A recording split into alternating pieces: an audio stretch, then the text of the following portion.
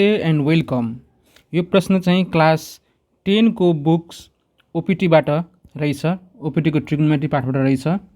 यो प्रश्न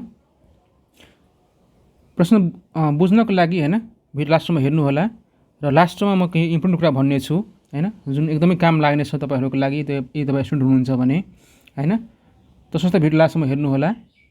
ल धेरै टाइम वेस्ट नगर्दै सुरु गरौँ त हैन। के रहेछ यो प्रश्न, कसरी गर्ने? यस प्रश्नमा प्रुफ गर्न भन्दैछन् हैन। सो यसको लागि चाहिँ दुईटा तरिका रहेछ। एउटा तरिका रहेछ कि हामीले प्रश्नमा नै दुवैतिर 2 ले गुणा गरिदिन्छौँ हैन, दुवैतिर 2 बाट गुणा गर्छौँ हैन। सो यसरी एउटा तरिका भयो। र अर्को तरिका छन् यसरी 2 ले गुणा नगरेर हैन,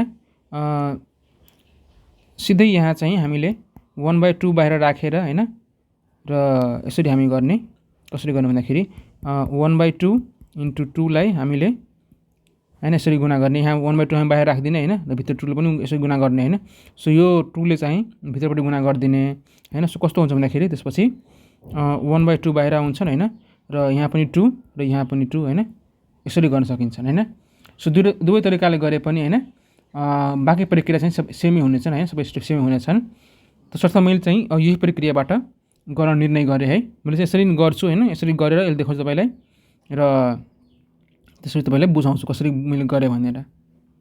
ल म चाहिँ यहाँ लेखिसक्छु है, त्यसो भए हैन, कसरी म गर्छु भनेर त्यो चाहिँ म लेखिसक्छु। त्यसपछि तपाईलाई एक्सप्लेन गर्छु है त। ओके, मैले चाहिँ लेखिसकेँ है। यसरी किन गर्छु भन्दाखेरि यसरी गर्दाखेरि भिडियोको टाइम चाहिँ अलिक सानो हुन्छ क्या, थोरै टाइममा एक्सप्लेन गर्न सकिन्छ है। अब हेरौँ मैले कसरी गरेँ त है। ल हेर्न सक्नुहुन्छ, मैले चाहिँ यहाँ बाहिरबाट 1/2 राखेँ हैन, र यो यसैले काट्नको लागि हैन मैले यहाँ 2 ले गुणा गरेँ। जुन 2 लाई चाहिँ मैले पछि के गरेँ भन्दाखेरि यहाँ भित्रतिर गुणा गरेँ हैन, र बाहिरको 1/2 ले चाहिँ मैले बाहिरै राखेँ हैन। सो यसरी यो 2 चाहिँ कहाँबाट आयो भनेर कन्फ्युज नहुनु होला हैन। हामीले के भन्छन् यसरी 1/2 * 2 लेख्न सक्छौँ मजाले, किनभने यो कटिहाल्दो रहेछ हैन। सो त्यसरी नै मैले के भन्छन् 1/2 * 2 लेखेँ हैन, र यो 1/2 ले चाहिँ मैले बाहिर छोडिदिएँ हैन, ब्र्याकेटभन्दा बाहिर छोडिदिएँ, र यो 2 ले चाहिँ मैले भित्रपट्टिलाई गुणा गरिदिएँ हैन त। त्यसर्थ यो 2 चाहिँ एउटा यहाँ आयो र अर्को चाहिँ यहाँ आयो हैन त। यसरी गुणा गरेँ, सिम्पल गुणा भयो, पक्कै पनि बुझ्नुभयो होला हैन। सो कन्फ्युजन हुने कुरा भएन। सो अब हेरौँ, अब चाहिँ के भन्छन्, अब चाहिँ हामीले के गर्यो भन्दाखेरि हामीले यसले चाहिँ अलिकति अगाडि सार्दिए र यसलाई चाहिँ पछाडि चेन्ज गरिदिए है। यस्तो किन गर्यो भन्दाखेरि यो यसले चाहिँ उता पछि चाहिँ घटाउ गर्ने बेलामा माइनस आउँदो रहेछ कि, त्यही भएर सुरुमा यसलाई हामीले अगाडि राखिदिए र यसलाई चाहिँ पछाडि राखिदिए हैन। त्यो नराखे पनि फरक पर्दैन, हिसाब बनिहाल्छ, तर यसरी गर्दा अलिक सजिलो हुँदो रहेछ। सो अब चाहिँ के भन्छन्, यसलाई हेर्नुहुन्छ भने यो हाम्रो 2 cos हैन a अनि 2 cos a र cos b को फर्ममा छन्, अनि यो पनि हाम्रो 2 cos a र cos b को फर्ममा छन्। त्यसर्थ हाम्रो फर्मुला हुन्छ 2 cos a 2 cos b को फर्मुला हुन्छ। 2 cos a र cos b को फर्मुला हामीलाई हुन्छ cos a + b + cos a - b हैन। सो हामीले यो फर्मुला प्रयोग गरेर हामी यहाँ यसलाई अगाडि गर्ने फर्दर स्टेपमा हैन। सो हामीले अब यसरी गरे हैन। सो cos a + b हैन, सो हामीले cos भयो हैन, a + b हैन, त्यसैगरी प्लस cos अनि a - b, सो यसरी भयो हैन। र अर्को चाहिँ यतापट्टि प्लस आउने भएकोले गर्दा यहाँ चाहिँ मैले माइनस जुन छ नि यसलाई, त्यसलाई मैले ब्र्याकेट बाहिर राखिदिएँ हैन, पछि गुणा गर्नलाई। सो यसरी नै यसको पनि cos a + b र cos a - b हुन्छन् है। र यसलाई सोल्भ गर्दाखेरि 5θ/2 आयो, र यसले चाहिँ 2 2 = 4 - 1 गर्दाखेरि 3θ/2 आयो हैन। त्यसैगरी यहाँ पनि 9θ + 2 3 = 6 हैन। सो 9 र 6 चाहिँ 15θ/2 भयो।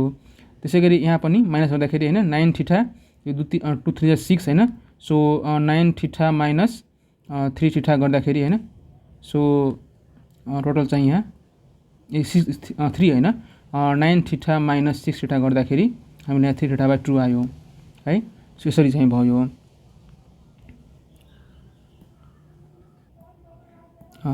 त्यसरी नै के भन्दाखेरि अब चाहिँ हामीले के भन्छन्, यति गरिसकेपछि हामीले यहाँसम्म आइसकेपछि अब हामीले यो माइनस ल्याए हैन, यो माइनस लिएर हैन भित्रपट्टि हामीले यहाँ गुणा गरिदियौँ हैन। यसरी गुणा गर्दाखेरि साइन चेन्ज हुन्छ, यो चाहिँ प्लस भएकोले गर्दा माइनस भयो हैन, र यो पनि प्लस भएकोले गर्दा माइनस भयो। हैन। तपाईँ ध्यान दिनुहुन्छ भने हाम्रो यो टर्म र यो टर्म सेम छ, जस्ट यो चाहिँ प्लस रहेछ माइनस रहेछ। अनि तसर्थ के हुन्छ भन्दाखेरि यो दुवै टर्म्स क्यान्सल आउट भएर जान्छ हैन। र अब फेरि हामीले यति बच्यो है, यति बच्यो हैन, यहाँको यो बच्यो र यो बच्यो हैन। अब यो चाहिँ हामीलाई cos c minus cos d को फर्ममा भयो। यसको फर्मुला हामीलाई हुन्छ 2 sin c प्लस d र sin d माइनस c। हामीले यही फर्मुला यहाँ प्रयोग गर्यौँ हैन। यो फर्मुला प्रयोग गर्दाखेरि सो हामीले चाहिँ यहाँ हैन यो फर्मुला प्रयोग गरेर हाम्रो यति आयो र यसलाई सिम्पल अर्थमेटिक रुलले सोल्भ गर्दाखेरि हाम्रो यति आउँछन् हैन।